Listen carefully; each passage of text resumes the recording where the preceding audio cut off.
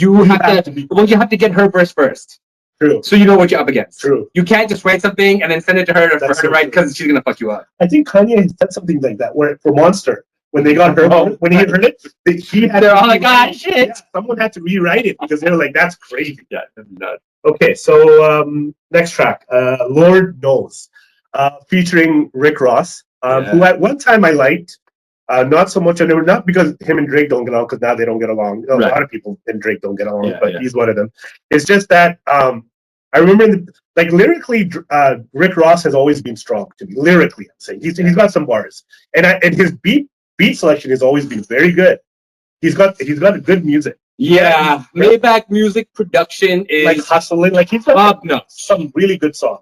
But fuck Rick Ross. Yeah, and that's where I'm at with it now. So I've seen the light. Well, because he's like, I don't know. There's just something about. I mean, obviously, I know he's not that guy. Yeah, he says he's that guy, but he's not. He's not really. So for me, it's day one.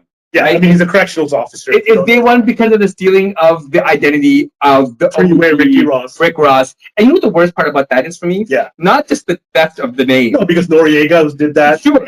I mean, all over the place. Right. But when Freeway got out of prison, he reached out to the rapper and said, "Yo, let's talk about this. Let's maybe do something together, and then you can use the name." I didn't know that. I said no. Yeah, see, that makes me dislike him. Yeah, he ignored him. He pushed him aside. Said, no. Yeah, and then they went to court for it. I didn't know that. So since then, that's why he doesn't call himself Rick Ross anymore. He's Ricky Bo. Song in history. Like I would be very confident in saying that. Yeah. So what This Is How We Do It did for the '90s, Juvenile did. But that was R&B. For sure. But in hip hop, what would be close to? So the song we're referring to is "Back That Ass Up," and it was from Juvenile's second album, his sophomore album, 400 Degrees. And me and Elite, we actually listened to this album when it was first released.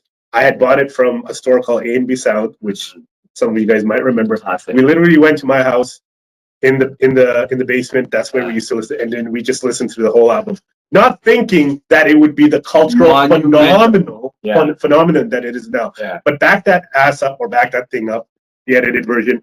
That beat, when that beat hits, you look it up on YouTube. People will play it. DJs will play it in between. Down. So there's a clip on YouTube it's a Chris Brown concert in an arena, totally sold out. You gotta look at this.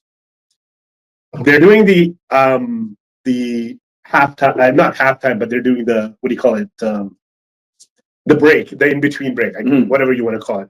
So he goes off stage. So it's just the DJ not playing music, right?